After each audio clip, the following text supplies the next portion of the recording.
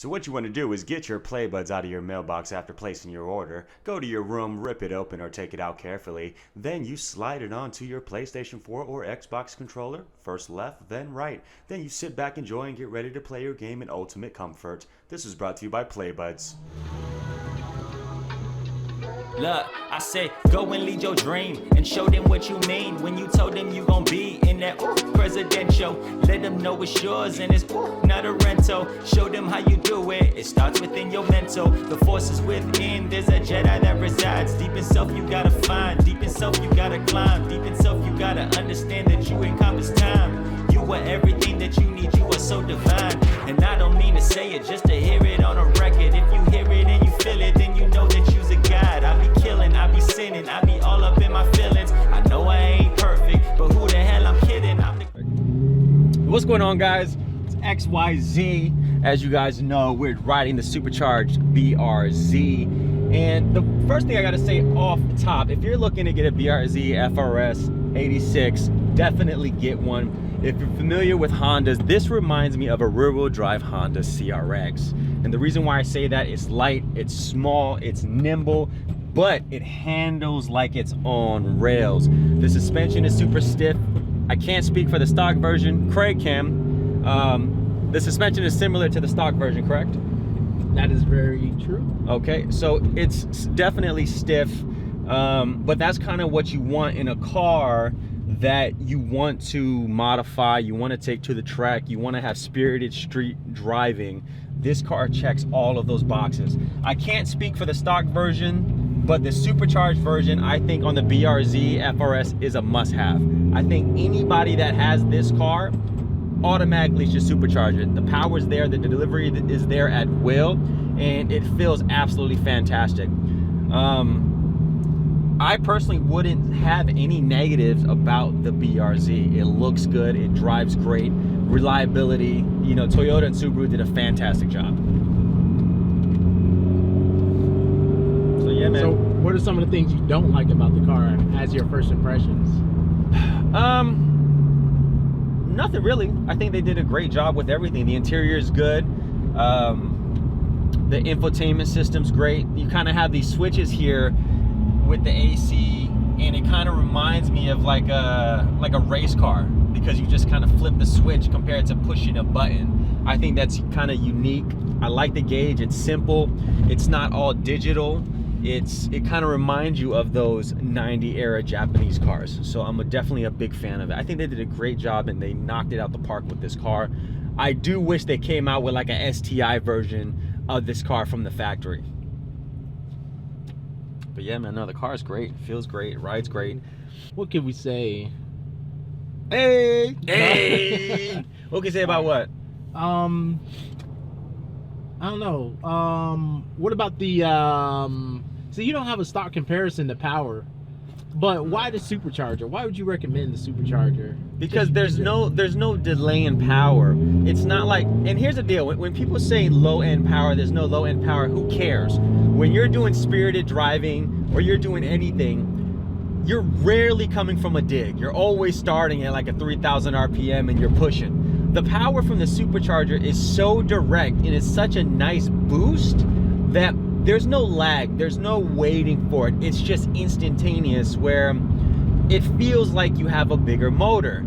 At the end of the day, this is a flat 4, correct? Yes. It's a flat 4, produces 200 horsepower, and that supercharger just gives you everything that you would want. And this is just me thinking about it from the BRZ. It gives you that power that's just enough to where you're satisfied, but you're not lacking in the sense. Hey, he learned that from me. What movie was that from? He caught you with the eyes, huh? He learned that from me.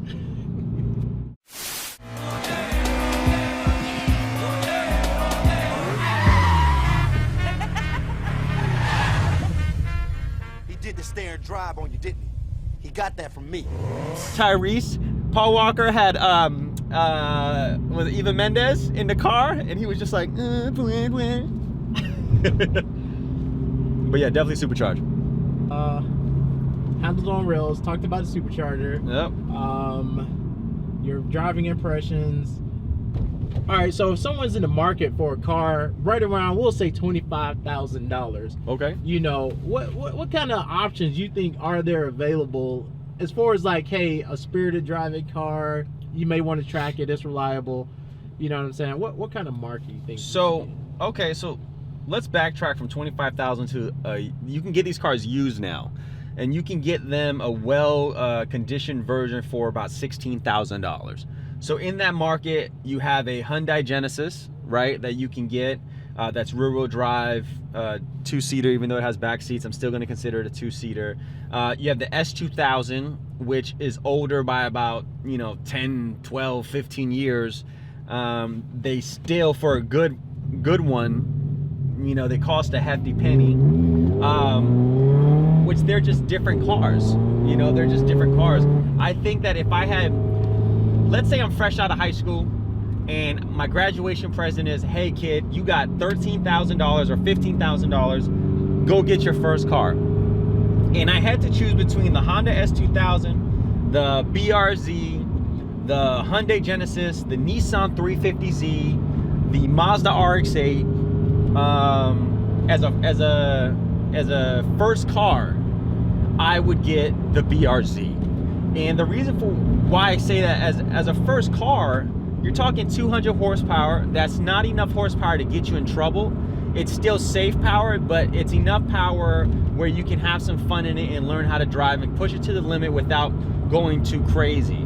You also do have a backseat area where you can store stuff. You have a trunk, and it's a hard top. I'm not the biggest fan of soft tops, so that's why I would nix out the Honda S2000. The Honda S2000 is a true coupe, and when it's your first car, you want to have friends that you go and you take around, and you're always taking people with you. At the end of the day, in the BRZ, and even with the Hyundai Genesis, if you picked up a girl and you went to the club with the homie, the girl can either sit in the passenger seat and the homie sit in the back seat, or vice versa. So there's room for more than just one person. The Hyundai Genesis, Hyundai's done a fantastic job as a brand, but I still don't trust it as far as quality as much as I do a Subaru or even a Toyota, right? You know that with Toyota and Subaru, you're getting a quality product, and you know this because there's old Toyotas and old Subarus on the road every single day. The S2000 is an enthusiast car. It's absolutely fantastic. The power delivery, the way it handles everything. But the convertible and the lack of back seats for a first car is why I would not get it. The Mazda RX8, you're gonna have to stay tuned for this right now. Mazda RX8. Woo! This is good. I'm kind of like a virgin. I dated this girl for a while, and she was really a nasty freak. She just loved him. Haven't really driven a Mazda RX8, so this will be interesting. Now the word on the street is you got to rev it out. Is this true? Very true. All right. It's over 9,000! What, 9,000? Let me drive it at least once. Take it to 85,000. Woo, 85. That's a long ways. Or 8,500. No, you're good. That's a long ways, man. It really is. What's in that rotary? That's funny. The car is so quiet. It's like, I know, right? Is it whistling at me right now? it's like Thanos fighting a planet full of bees.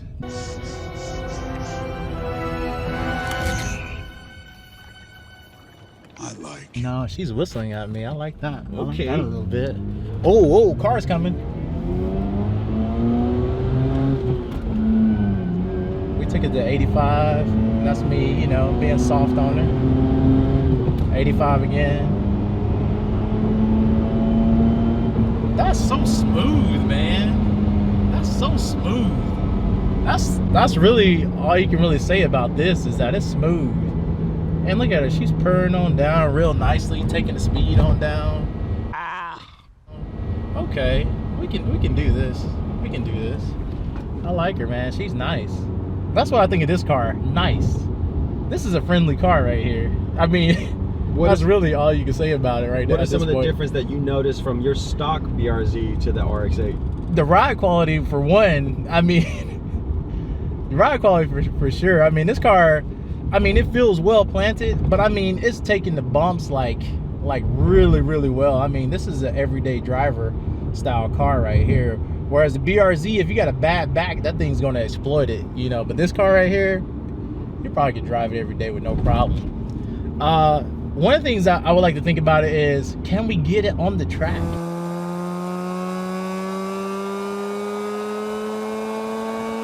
Can we get it on the track? I mean, just driving it now, I mean, you can feel that the car, I mean, it's just well sorted. I mean, that's really all there is to it. You know, feeling the shifter and stuff like that. Clutch engagement is very direct. You can get in this car at any time and be able to drive it. That's it. I mean, anybody, if you can drive a manual, you'll get in this car. I didn't even have to worry about where the wheel placement is. It just feels right. And that's probably pretty good in and of itself, you know.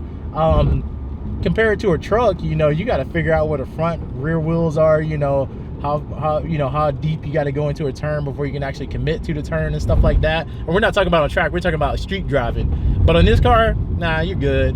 It feels like a very compact car, and you don't have to worry about a whole lot of space on the road because the car is small enough to fit in the lanes. Aside from that, I mean, just looking at the aesthetics and everything like that, it's a pretty cool car. The thing that separates it from all other cars is the fact that you're driving a rotary. I mean, that's cool, man. Who else has a Wankel engine? You know what I'm saying? In 2018. Unheard of. Listen to her. We're still going in first gear. We got second gear. Okay. That's what I'm talking about. Hey, listen to that. I bet we got some backfire. We had a full exhaust on here. She's nice. I like her. So, if you had $5,000, would you buy, because this is what you can get the price for of an RX-8. Would you buy an RX-8, a Honda Civic Si from like 2006? You could probably still get a Nissan 240 used with a, you know, busted up body, all for a similar price. Dude, $5,000, this is a steal, honestly. I mean, riding in it, it feels reliable. I mean, hands down, this car, there is no other choice. There is no other option. $5,000, you got to go get an RX-8. Keep in mind, you better know how to maintenance it. It can bite you in the ass. See why you trying to break in? Me, I give you all. Tell me why are you faking?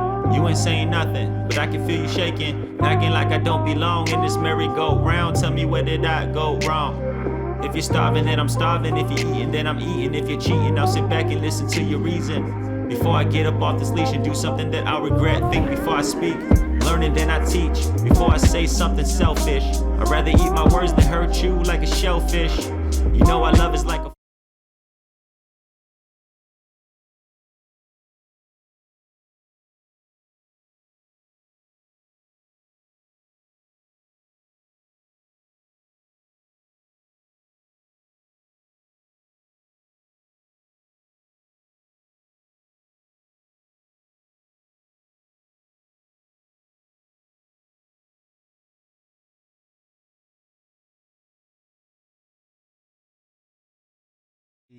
$1993 MR2. You're not getting these cars. What you're getting is maybe a 170,000 mile Honda Civic Si. You can get an Acura RSX Type S, right, for the same amount of money, but you're not getting the same amount of performance. Now, what you can get is a Nissan 350Z. I've owned a 350Z. And I can tell you that on the road, spirited driving, this feels better. The 350Z has that torquiness in first and second gear, and then it kind of dies off in third gear. It does feel a lot heavier. With this, there's more of a controlled roller coaster in the sense that goes on with this. It's more like a refined Miata with more power. Now, people say, oh, rotaries are not reliable. But if you're constantly checking the oil and you're making sure that your ignition coils is good, your starter's good, your spark plug wires are good, which by the way, this has an upgraded LS ignition coil set in here, and the car runs absolutely fantastic. Now, if you read the forums, you're gonna get this anxiety of like, oh, rotaries are not popular, I shouldn't get it. Now, as a first car, I wouldn't recommend getting it, just because there's so much to learn. And as you get older and you have more cars, you just learn little things. But when you have you're a professional and you have a job that you're always working, and you can afford to, you know, spend money on parts and spend money on fixing things, I would definitely say get an RX8. Because one thing they don't talk about when it comes to Porsches, Mercedes, BMWs is you're spending just as much money, if not more, on frivolous things compared to an engine rebuild of a rotary motor, right? So in all actuality, anytime you get a performance car, you're gonna spend money on the maintenance. This is not difficult. You just have to be aware and conscious of the levels in the car and what's going on with the car. You listen to the car. The car is super smooth. I love it. I mean, there was no car in that price point that I wanted to get over the 8. I'm a father. I have 2 back seats, like real back seats, not fake back seats, real back seats in the back that my son's car seat is in. And the guy I bought it from actually had Miatas, FDRX7s, RX8s, S2000s, all this good stuff. And I asked him, I said, hey, what would you buy, the S2000 or the RX8? And what he told me was, if I was a single guy, I'd get the S2000. It's a completely different animal and it handles completely differently. But as a father, I would get the RX8 because you're getting that same type of feel, just not as wild, and you have the back seats. I said, interesting. So as a father, I love it. Now, even as an enthusiast, would I recommend getting it? Now, cars, a little bit of history. I've had CRXs, the Delso with the B16 motor in it, stock. I've had Prelude SHs. I've had Nissan 350Zs. I had 3 Series Beamers. I've had a plethora of cars, and the RX8 is one of those cars that I feel you're either gonna love it or you're gonna hate it. You're gonna love the design, you're gonna hate the design. You're gonna love the way it drives, and you're not. You're gonna say the power band is perfect for the twisties, I want more power. For me in particular, I've never been a power chaser. It's always been about how does the car make me feel, and the RX8 makes me feel like I'm having so much fun that I'm not concerned with the gas mileage of the car. I'm not concerned with having to check the oil levels every other time I fill up. You know, these are things I'm not concerned about. That right there, being able to redline at 9,000 RPM is absolutely fantastic. Right now we're going 60 miles an hour and you don't even really notice it. You don't notice it. It drives so buttery smooth and buttery smooth, and it's just a fantastic car that I think anybody that has the money, that wants to invest in it, that wants to be unique, I think they should get a Mazda RX8 for sure. If you're looking in the market, and I know I spoke about this, and you have $5,000 to spend on a used car, which in my opinion, if you're going above $5,000, you better get a new car. Unless you're getting a specialty like a RX-7 FD or like a Toyota Supra, then you know you're doing what you got to do. But if you have $5,000, which I think is a reasonable price for a used car that's not your daily, even though I've had no issues with this, something like gas consumption to me for a daily driver is super important. So I would say as a daily driver, if you're not concerned with gas mileage, the RX8 is fantastic. If you're someone that travels a long distance for work and you're concerned about gas mileage, don't get the RX8. But outside of that, maintenance is like any other car. It's just this is particular. I don't think you're gonna get a better car in this used car market today that checks as many pros and con boxes as the RX8. That's all I gotta say. I'm out. All right. So what is it like driving the BRZ? Driving the BRZ, first impressions, got in the car, day one, I knew I was in love with the car because, I mean, I think I put like 50 miles on it, you know, first time in the seat. No, it don't sound like a whole lot of miles, but I was just finding some places to drive just to drive. So, I mean, that in itself tells you something. But yeah, it's most definitely a fun car to drive. It makes you feel like you're a race car driver, even though you're going slow. Because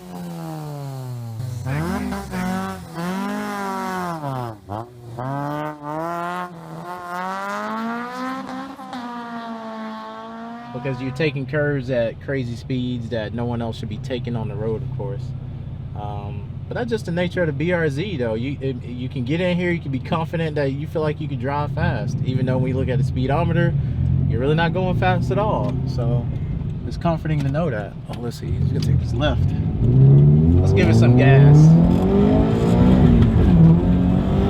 Woo! What does the car feel like to you when you drive it? Right now, since I'm used to the power, you need more power. I mean, that's the rabbit hole that we always go into whenever you add some power to the car. Just need more and more after after you get some. But right now, I mean, it's solid, it's reliable. Do I really want more power? I say I do, but is it necessary? Maybe not. I mean, it's good for the track. It stays cool, eats up gas like it's supposed to. It's just a fun car to drive. That's about it. What's some other stuff we want to talk about? Well, no, I'm just saying, is there another car that you've driven that you can compare it to, or is there any similarities between this and another car? I have to start off with the premise, what is a good car? For the longest time, there was a period where if you wanted like a sports car, you had to go to like used cars. So I would find myself looking at 300 ZXs, or whatever was it, 300ZX or is it 300Z? I forgot what it's called. Or then you had of course Nissan was the go-to for a sports car because they continued to make them, but couldn't quite afford them at the time. Kind of glad I didn't get a 300 or 350 or 370Z. Kind of glad I didn't go with that because I won't have the BRZ, of course. Although they are some nice cars. But that was really in the era I was looking at. But did I actually have a car to compare it to?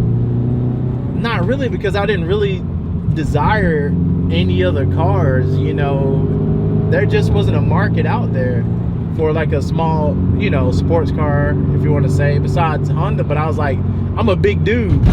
People tell me I look small in this car, so if I got in a Honda, Honda has a reputation, but still, I mean, I still look like I don't know what you want to call it, a giant in a small car.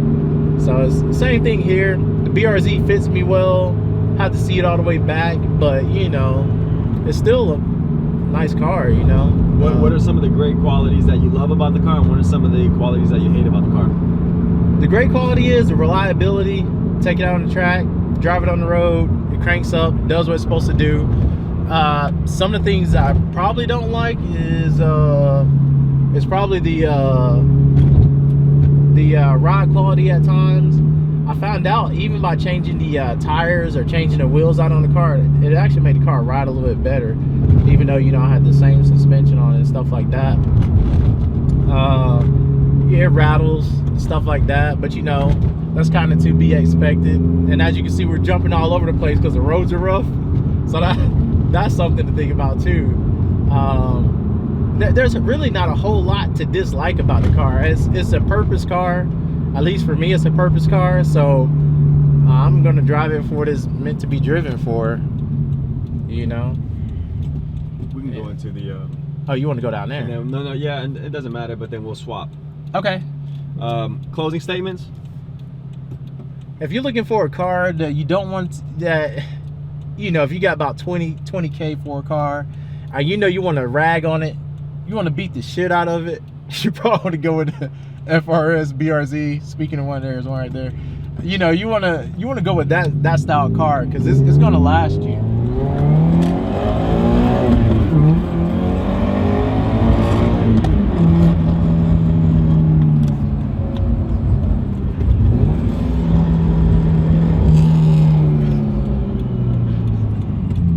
That's an example of beating on it right there. What's the purpose, right? There is no purpose, but the car makes you want to do it every single time you're at a stop. After you've driven the BRZ and the RX8, what would you say is your biggest takeaways? Would you buy the RX8? and, you know, things of that nature. Yeah, I mean, at the end of the day, it's about how much it's going to cost me out of pocket. Right. I mean, depending on where my budget is at, if I'm like a student in college, I want something, you know, to roll that's going to be semi-reliable because it ain't got to be all the way reliable. But if we do the Asian math, right, a BRZ is $15,000. You get an RX8 for $5 in good running condition. That extra $10 can go to a couple years of gas, insurance, and an engine rebuild. There we go, right there. So I mean, that price point at $5,000, you're getting a really, really good car. So you really can't argue with the idea of getting an RX8 at $5,000. I was surprised to hear that number. I thought it would be a lot more than that. And then when you talk about the BRZ, I mean, you're talking about somebody who's probably a little bit more well-established, somebody with some okay credit, or you got a lot of money where you can just go ahead and buy it cash. First of all, if you want good credit, make sure that if you got a credit card, you never spend above 30%, and you make sure that your payments are on time. There's Uncle right there talking to you, so make sure you listen to him. That's facts. But let me ask you this: you know, you have a history with cars. You've had many cars, and you've driven many cars. You know, we have friends that have supercharged Dodge Vipers. We have Nissan Skylines, FDRX7s. What is your biggest takeaway? Because if you think about us as friends, right, our whole little group, I have the RX8, you have the BRZ, Tonio has the Skyline, Chris had the FD, the Subaru, and the GTS Viper. He's a mechanical engineer, so if you guys want to make money, go become an engineer. Coming from where we came from and started from, what would you say is your biggest takeaway from us in our kind of car collection and the cars that we have? Do you think it represents our personality? Absolutely. I mean, every car kind of represents a personality, especially considering how well they keep it, maintain it, what they do with it, and stuff like that. Gives you an idea of what type of person they are.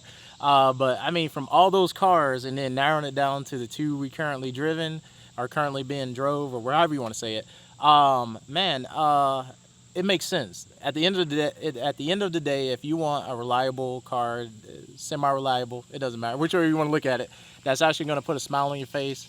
And that, you know, it's diverse. It has diversity as far as, like, if you want to go to a track event, or if you just, you know, need to make it to work back and forth, but you want to give it the beans. These cars kind of match that, and they match our personality of being kind of reckless when we were younger. You know what I'm saying? Getting those real deal speeding tickets. Hey, them speeding tickets. More like street racing. I think everybody that gets their license and gets a car that's semi-fast or anything, even if it's not fast and it's a Honda Civic with a single overhead cam motor with an intake from Advanced Auto Parts, everyone tends to just floor it and drives it super fast and just acts crazy with it, not knowing that, you know, their mama's Buick could outrun them. Right? Unfortunately, this is true with the BRZ. Yeah. You know, so before we close it off, would you recommend anybody out there getting a BRZ or getting a RX8? Absolutely. I mean, like I say, it's at your price. First of all, we're going to stop because somebody's moving the trash bin, and we're going to cut, but we're really not going to cut because we're recording right now. But we're going to cut and then come back and answer that question. There's a wedding going on next door, and you know, I think he did that on purpose. Okay, so back to the question. Would you recommend anybody buying an RX8 or a BRZ? Absolutely. Like I say, it's at your price point. If you have that $5,000 that, you know, you're looking for a used car, but you got some prerequisites, as in you need a sporty car, you know, something with some back seats, semi-practical, the RX8, hands down. I don't know where you're going to find a car in that price point unless you go to a Honda Civic, which, you know, is not rear-wheel drive, so that's something to think about. Both these cars are rear-wheel drive, so you can get out and get your drift on if you want to recklessly attempt that. So let me ask you this. Let me ask you this. You have $10,000, right? It's right in the middle between an RX8 and a BRZ. You have $10,000. Would you get the RX8 or the BRZ? Now, mind you, in order to get the RX8, right, and this has to show like you really have to love the BRZ.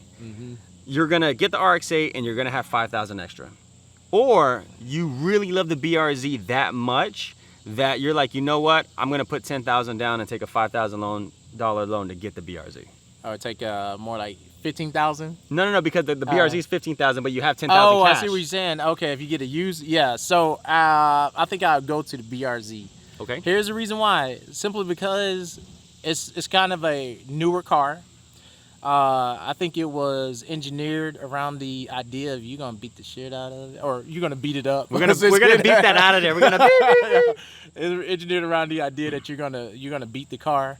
So I most definitely go with the BRZ. It's been proven over time. Most people who drive these cars, they're probably gonna recklessly like get on it, like more often than they're going to admit to. You know, so most definitely the BRZ at that price point. If I had less than $10,000, RX8 all day. I'm just saying. I think that I don't know. You know, I'm a cheapskate. You know, I'm a, how can I put it, a professional, but I'm still a cheapskate. And I can't say that this is my daily driver, so I can't sit there and lie and say, oh, this is the only car I got. This is kind of a weekend toy. I'm not balling or anything. It's just something that I've always wanted, the RX8, and I remember seeing it years ago in driving the automatic version, and I was so disappointed in the automatic version of the RX8. I was like, this car is trash. Like, I liked the way it looked, but I was like, this car is trash.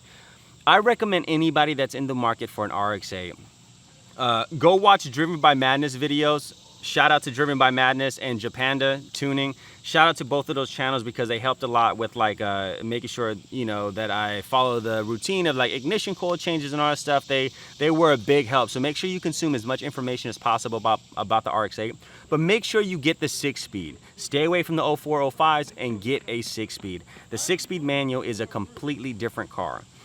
If anybody's in the market for an RX8 or something similar, I definitely suggest getting an RX8. You're not going to get a better car, better performing car for the money. I will take the RX8 over a 350Z any day, over a Nissan 300ZX, a Mitsubishi 3000 GT, GSX Eclipse, anything that's within that price point, an MR2 2nd gen, MR2 3rd gen, Mazda Miata, Honda Civic Si, Acura RSX Type S. I will get the RX8 over all of them. Anyway, guys, I'm XYZ. This is Craig. And we out. You know what's hotter Wait, than... we not oh, out? man. Okay, go ahead. What's hotter than what? You know what's hotter than this Georgia heat? These two cars in the back of us. Hey! You know what I'm saying?